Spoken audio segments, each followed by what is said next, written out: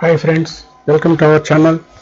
జగనన్న అమ్మఒడికి సంబంధించి మన పాఠశాల నుంచి మన లిస్టులు సబ్మిట్ చేయడం జరిగింది.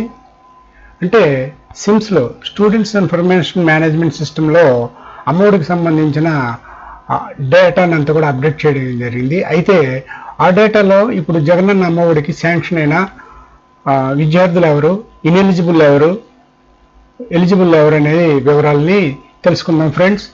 ముందుగా మనం జగనన్న అమ్మఒడి సైట్కి వెళ్ళాలి. దీనికి సైట్ అడ్రస్ ఇక్కడ ఇవ్వడం జరిగింది, jaganannamavodi.ap.gov.in. దీంట్లోని మనం ఈ officer second inter college login దీన్ని క్లిక్ చేయాలి ఫ్రెండ్స్. ఈ క్లిక్ చేసినప్పుడు మనకి ఈ విధంగా పేజ్ ఓపెన్ అవ్వడం జరుగుతుంది. జగనన్న అమ్మఒడి డిస్ట్రిక్ట్ వైడ్గా మనకి విడదీయడం జరిగింది. మీరు ఏ డిస్ట్రిక్ట్ చూసుకున్నా ఆ డిస్ట్రిక్ట్ మీద లాగిన్ ప్రెస్ చేసినట్టయితే లాగిన్లోనికి వెళ్ళడం జరుగుతుంది ఫ్రెండ్స్. లాగిన్లోనికి వెళ్ళడం జరుగుతుంది. ఈ విధంగా లాగిన్లోనికి వెళ్ళిన తర్వాత లాగిన్ క్రెడెన్షియల్స్ అన్ని ఫిల్ చేసిన తర్వాత ఇక్కడ లాగిన్ మీద క్లిక్ చేస్తే మీరు మీ రెస్పెక్టివ్ లాగిన్లోకి మీరు వెళ్ళడం జరుగుతుంది ఫ్రెండ్స్. ఇక్కడ లాగిన్ వచ్చి డిఫాల్టర్గా మన యూడైస్ కోడ్, మీరు యూడైస్ కోడ్కి ఏదైతే పాస్వర్డ్ ఇచ్చుకున్నారో ఆ పాస్వర్డ్ని ఇక్కడ ఇవ్వవలసి ఉంటుంది ఫ్రెండ్స్. ఇక్కడ యూడైస్ కోడ్ ఇవ్వాలి. పాస్వర్డ్ మీరు యూడైస్ కోడ్కి అంటే స్టూడెంట్ ఇన్ఫర్మేషన్ మేనేజ్మెంట్ సిస్టమ్ అంటే సిఎస్సికి ఏ పాస్వర్డ్ అయితే ఇచ్చారో ఆ పాస్వర్డ్ని ఇన్పుట్ చేసి ఇక్కడ ఉన్న వెరిఫికేషన్ కోడ్ని ఇన్పుట్ చేసి లాగిన్ అయితే ఈ విధంగా మీరు లాగిన్ అవ్వడం జరుగుతుంది ఫ్రెండ్స్. ఈ విధంగా లాగిన్ అయిన తర్వాత ఇక్కడ రిపోర్ట్స్ లో R1 డౌన్లోడ్ అమ్మఒడి లిస్ట్ అని ఉంటుంది. దీని మీద క్లిక్ చేసినప్పుడు మనకి ఈ విధంగా విండో ఓపెన్ అవ్వడం జరుగుతుంది. డైలాగ్ బాక్స్ వస్తుంది ఫ్రెండ్స్. ఈ డైలాగ్ బాక్స్ వచ్చినప్పుడు ఇక్కడ ఎలిజిబుల్, ఇన్ఎలిజిబుల్, విత్ హెల్డ్ అని 3 ఆప్షన్స్ మనకు కనిపిస్తాయి ఫ్రెండ్స్. నా ఈ ఛానల్ నచ్చినట్లయితే లైక్ చేయండి, షేర్ చేయండి, మీ ఫ్రెండ్స్ కూడా షేర్ చేయండి. నా నుంచి వచ్చి ఇన్స్టెంట్ వీడియోస్ కోసం బెల్ ఐకాన్ని ప్రెస్ చేయండి ఫ్రెండ్స్.